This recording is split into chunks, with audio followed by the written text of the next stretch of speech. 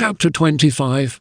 The plan to seduce Guanyu from allegiance to his brothers was now announced by Chengyu. Since Guanyu is far braver than ordinary warriors, he can only be overreached by superior cunning. Now send some of the captured soldiers who have lately been of Liu Bei's army into Xiapi, where they shall say they have come back. They shall thus be our allies on the inside. Then an attack and a feigned defeat will entice Guanyu to a distance from the city, and his return road shall be cut. Cao accepted the scheme, and a few score of the troops who had lately been in Zhuzhou were sent to the city. Guanyu believed the story they told and trusted them, so they were suffered to remain. After this part of the game had been played, Xiahou Dun led forward 5,000 troops against the city. At first, Guanyu would not accept the challenge, but provoked by men sent to hurl insults at him from the foot of the wall, his wrath got the better of him, and he moved out with 3,000 troops. After the leaders had exchanged some 10 bouts, Xiahou Dun made to run away. Guanyu pursued. Xiahou Dun stopped and made a stand, then he fled again. Thus alternately fighting and retiring, he enticed Guanyu 7 miles from Xiapi. Then Guanyu, suddenly remembering the risk to the city, drew off his army to return homeward. Soon, at the sound of a signal bomb from the left and right, out moved 2 bodies of troops led by Zhu Wang and Zhu Chu, who barred his way. Guanyu hastened along a road that seemed to offer retreat, but from both sides his ambushing enemies shot their crossbows, and the arrows flew like locusts on the wing. No way past was found, and he turned back. Then both bodies joined in attacking him. He drove them off and got into the road to his own city, but soon Xiahou Dun came up again and attacked fiercely as before. Evening came and still Guanyu was hemmed in, so he went up on a low hill of Tushan mountains upon which he encamped for a rest. Guanyu was surrounded on all sides by enemies.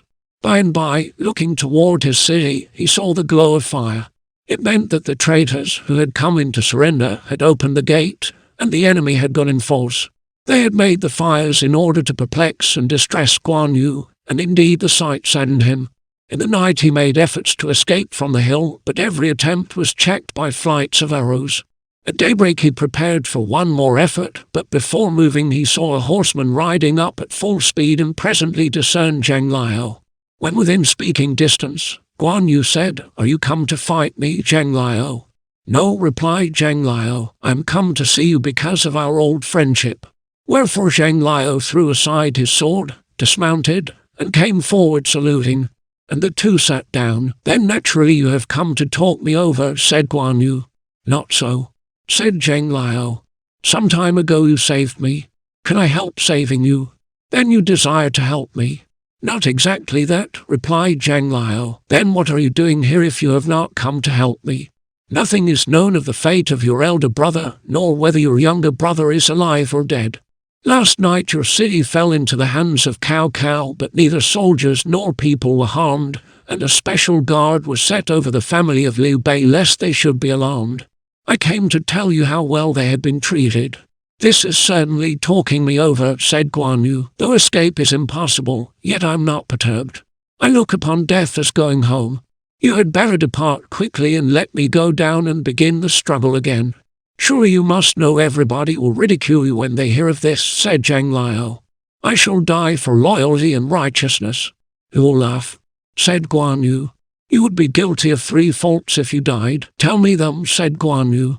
"First of all, you and your elder brother pledged yourselves in the Peach Garden to die or to live together. Now your brother has been defeated, and you want to fight to the death. Therefore, if your brother appears again by and wants your help, you will seek it in vain. Is this anything else than betraying the Peach Garden oath? Secondly, you are in charge of your brother's family, and if you fought and died, the 2 women would be left forlorn and without a protector. That would be a betrayal of trust. Thirdly, your military skill stands out conspicuous and will go down in history. If you do not aid your brother in his noble attempt to maintain the dynasty, then all your labors and sufferings will have been spent to win a worthless reputation as a valiant fool. Where is the sense in that? I feel it my duty to point out these 3 faults to you." Guanyu remained silent and thought for some time. Then he said, "You have spoken of my 3 faults. What do you desire? You are surrounded with the certainty of death if you do not yield. There is no advantage in a useless death. Wherefore your best course is to yield to Cao Cao till you hear news of Liu Bei and can rejoin him. Thus you will ensure the safety of the two ladies and also keep inviolate the Peach Garden Compact. You will preserve a useful life. Brother, you must reflect on these things. Brother, you have spoken of 3 advantages. Now I have 3 conditions. If the Prime Minister concede these, then will I doff my armor.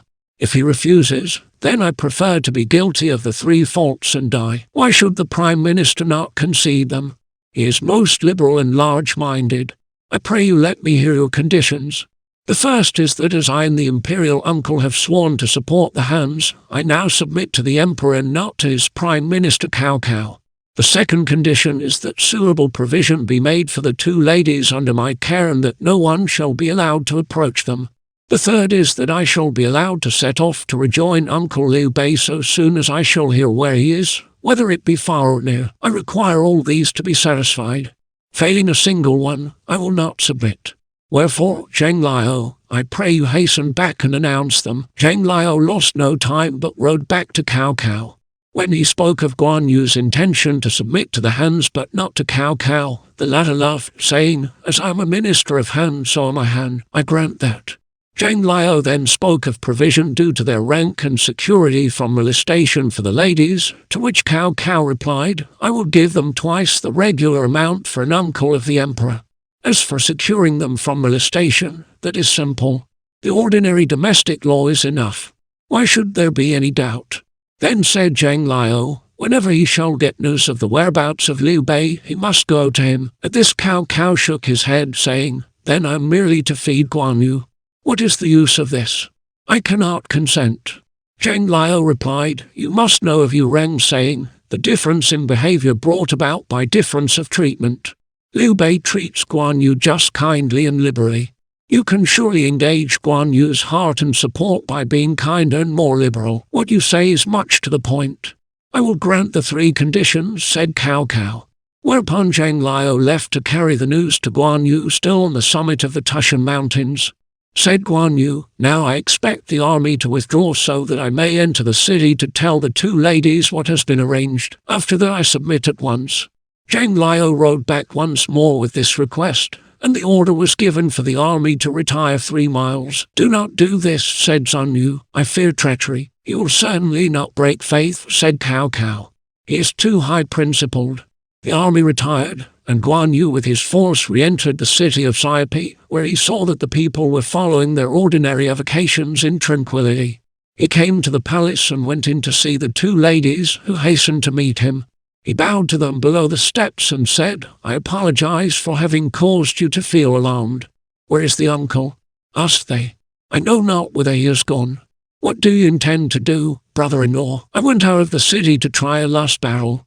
I was surrounded on a hilltop, and Zheng Liao has urged me to yield. I proposed 3 conditions, all of which were conceded, and the enemy drew off to allow me to return to the city. Unless I have your decision, sisters-in-law, I scarcely dare to take any final step." They asked what were the conditions and were told. Lady Gan said, "When Cao Cao's army came in, we took it to mean certain death. But it is scarcely credible that not a hair of our heads has been disturbed. Not a soldier has dared enter our doors. You have accepted the conditions, brother-in-law, and there is no need to ask our consent. Our only fear is that he will not let you go by and by to search for the uncle. Sisters-in-law, you need not be anxious. I will see to that. You must decide everything and need not ask us." Guanyu withdrew and then, with a small escort, went to his interview with Cao Cao. Cao Cao came to the outermost gate to welcome him, and Guanyu dismounted and made obeisance. Cao Cao returned his salute with the greatest cordiality. "The leader of a defeated army is grateful for the graciousness that has preserved his life," said Guanyu. "I have so long admired your loyalty and high principles that this happy meeting gratifies the desire of my whole life," replied Cao Cao. "As the Prime Minister has granted the 3 requests which my friend petitioned for on my behalf, there is now but little to discuss," said Guanyu. "As I have spoken, so be it." "I could not break faith," replied Cao Cao. "Whenever I hear where Uncle Liu Bei is, I must certainly go to him, even if through fire and water. It may be that there will be no time nor opportunity of saying farewell. I trust you'll understand the reason. If Liu Bei should prove to be alive, you must certainly be allowed to go to him.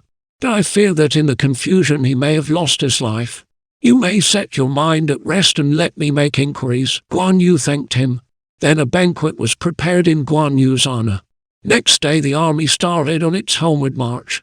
For the journey to the capital, a carriage was prepared for the two ladies, and Guanyu was its guard.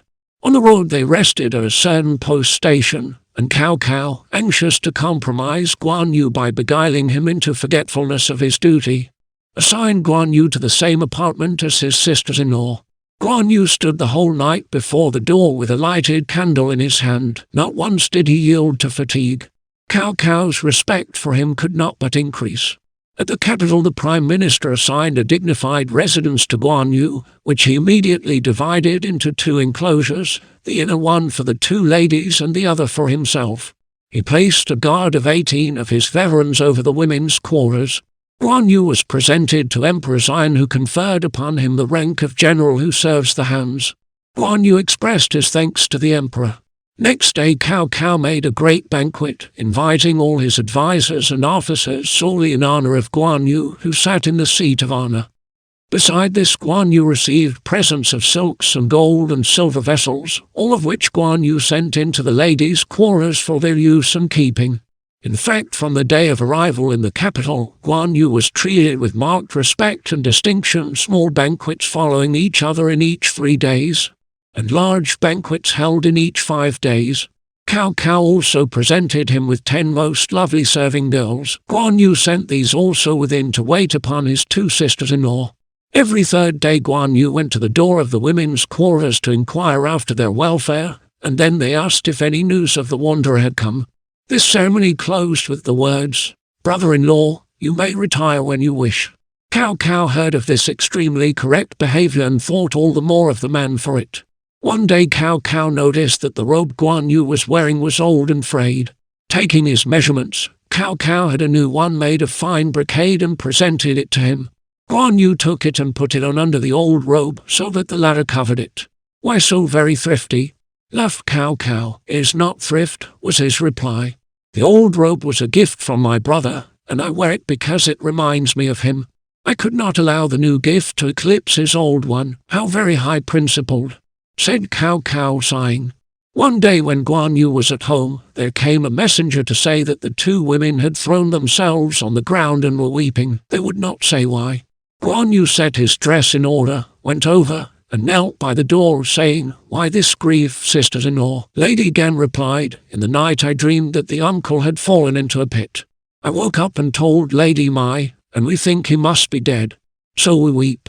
"Dreams are not to be credited," he replied. "You dreamed of him because you were thinking of him. Pray do not grieve." Just then Guanyu was invited to another banquet, so he took leave of the ladies and went. Seeing Guanyu looked sad and tearful, his host asked the reason. "My sisters-in-law have been weeping for my brother, and I cannot help being sad in sympathy." Cao Cao smiled and tried to cheer up his guest. Cao Cao plied Guanyu with wine so that Guanyu became quite intoxicated and sat stroking his beard and saying, "What a useless thing am I!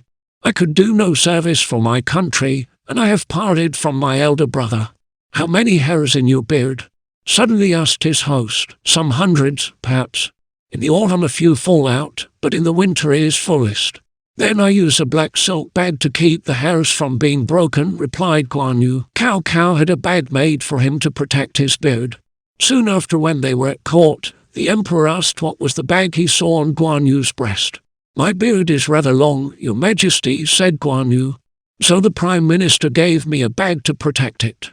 The emperor bade him take off the bag and show his beard in all its fullness, and it fell in rippling waves below his breast. "Really a most beautiful beard," said the emperor.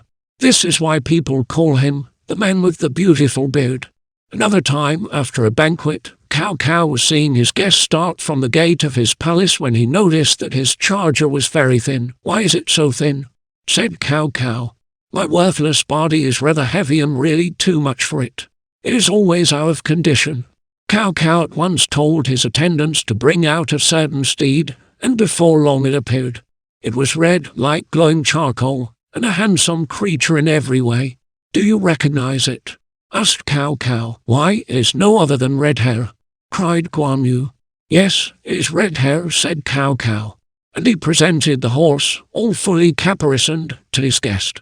Guanyu bowed many times and thanked him again and again, till Cao Cao began to feel displeased and said, "I have given you many things, lovely handmaids and gold and silks, and never won a bow of gratitude from you before. This horse seems to please you better than all the rest. Why do you think so poorly of the damsels and so much of the steed?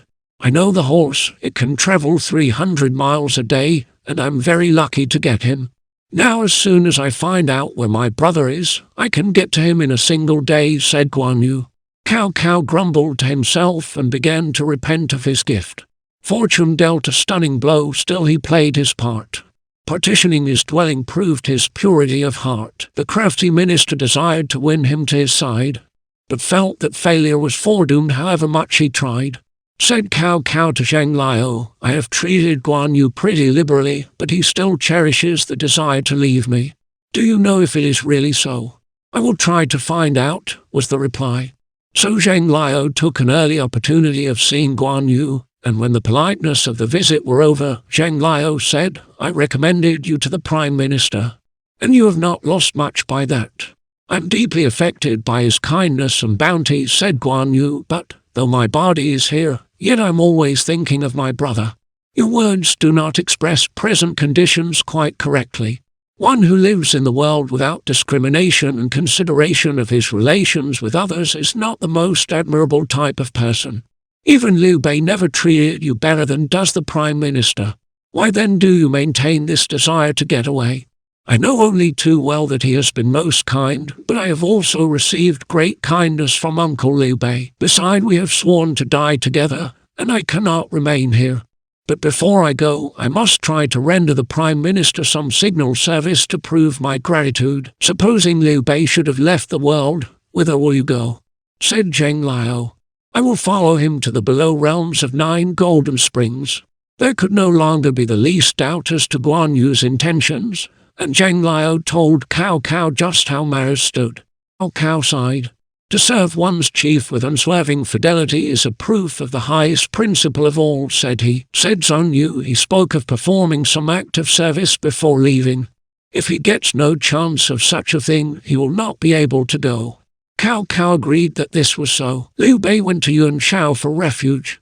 Here Liu Bei was always sorrowful and, when asked the reason, said he did not know where his brothers were nor what had happened to his family since they fell into the hands of Cao Cao. "Why should I not be sad when I have failed towards my country and my family?" said he. "I have long wished to attack Sucheng," said Yuan Shao. "Now it is autumn and just the time for an expedition, so let us discuss plans for the destruction of Cao Cao." Chen Feng at once opposed this. "When Cao Cao attacked Suzhou and Sucheng was undefended, you let the chance slip by. Now that Suzhou has been captured, and their soldiers are flushed with victory, it would be madness to attempt it. It is necessary to await another chance." "Let me think about it," said Yuan Shao. He asked advice from Liu Bei whether to attack or to hold on. Liu Bei replied, "Cao Cao is a rebel. I think you are failing in your duty if you do not attack him." "Your words are good," said Yuan Shao. He made up his mind to move. But again the advisor Chen Feng intervened. Then Yuan Shao grew angry, saying, "You fellows who cultivate literature and despise war have made me miss a lot."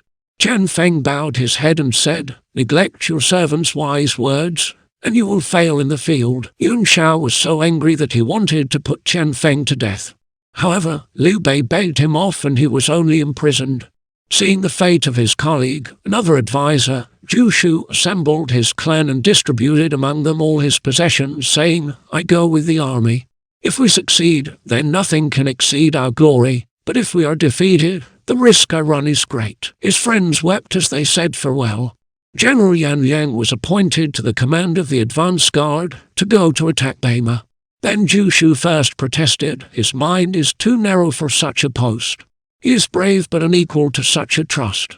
"You are not the sort of men to measure my best generals," replied Yuan Shao. The army marched to Liang, and Governor Liu of Dongzhong sent an urgent call to Sucheng for aid. Cao Cao moved his armies hastily, As soon as the news of battle got about, Guanyu went to see the Prime Minister and said, "Illustrious Sir, the army is mobilized. I volunteer for the van leader. I scarcely dare put you to such inconvenience, but presently, if need arises, I will call upon you." So Guanyu retired, and 150,000 soldiers marched out in 3 directions. On the road the letters from Liu arrived praying for help, and Cao Cao marched the first 50,000 troops to Beima and took up a position supported by the hills. In the wide plains in front of them, Yan Liang was encamped with 100,000 veterans. Cao Cao was frightened at the force opposed to him and, returning to camp, spoke to Song Zion, who had once served under Lu Bu, saying, "You are one of Lu Bu's famous veteran generals. Can you give battle to this Yan Liang?" Song Zion agreed to try.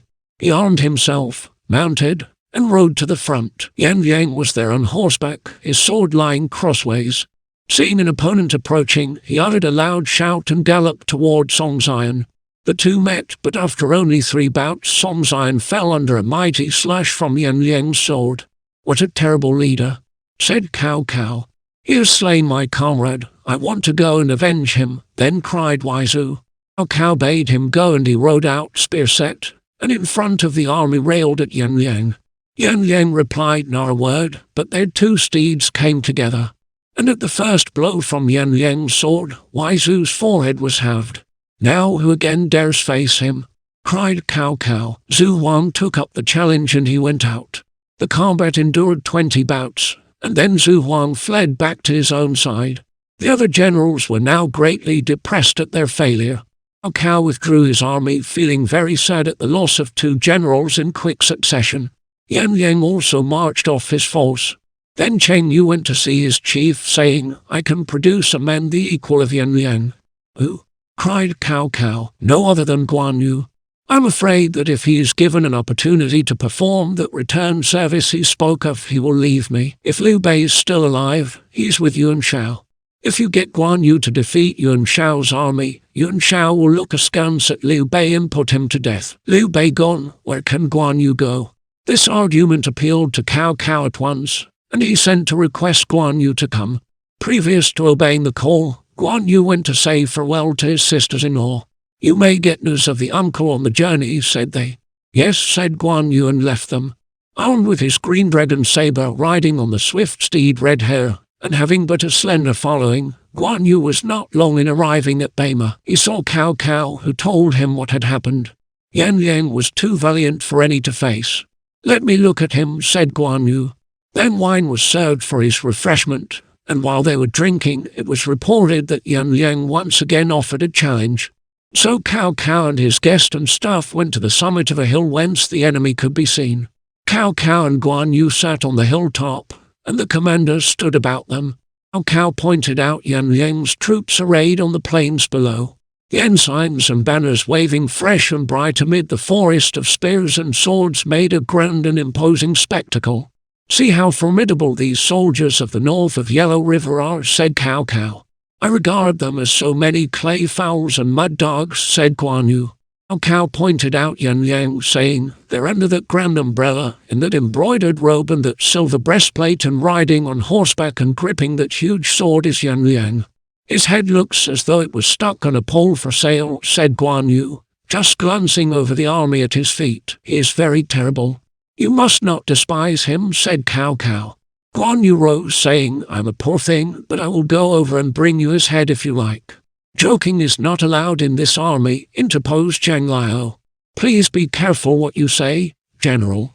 Guanyu quickly mounted, turned down his mighty weapon, and galloped down the hill, his phoenix eyes rounded, and his silkworm eyebrows fiercely bristling. He dashed straight into the enemy's array, and the northern soldiers opened like falling waves and dissolving storms. He made directly for the commander. Now Yan Liang, sitting there in state, saw a horseman rushing toward him, and just as he began to ask who the rider of the red horse was, lo, the horseman was there. Taken utterly by surprise, the leader could make no defense. Guanyu's arm rose and the mighty weapon fell, and with it fell Yan Liang. Leaping from the saddle, Guanyu cut off his victim's head and hung it to his horse's neck. Then he mounted and rode out, just as if there was no army there. The northern troops, panic-stricken, made no fight. Cao Cao's army attacked with full force and slew great numbers of them. They captured many horses and weapons and much military gear. Guanyu rode quickly back up the hill and laid the proof of his prowess at the feet of the Prime Minister. "You're more than human, General," cried Cao Cao. "What have I done to talk about?" said Guanyu. "My brother Zheng Fei did the same thing in an army of 100 legions, and did it as easily as picking something from his own pocket." Cao Cao marveled at the statement and turning to those about him said, "If you meet this Zheng Fei, be careful." And he bade them make a note on the overlap of their robes so that they should remember. The beaten army returning northward met Yuan Shao on the road and told their story. A red-faced warrior with a long beard, wielding a huge, long-handled sword, broke into the army, cut off the general's head and bore it off, said they. "Who was this?" asked Yuan Shao.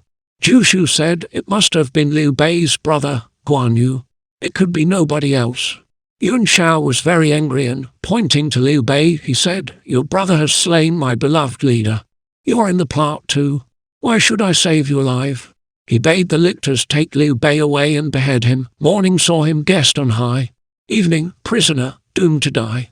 Liu Bei's actual fate will be told in the next chapter.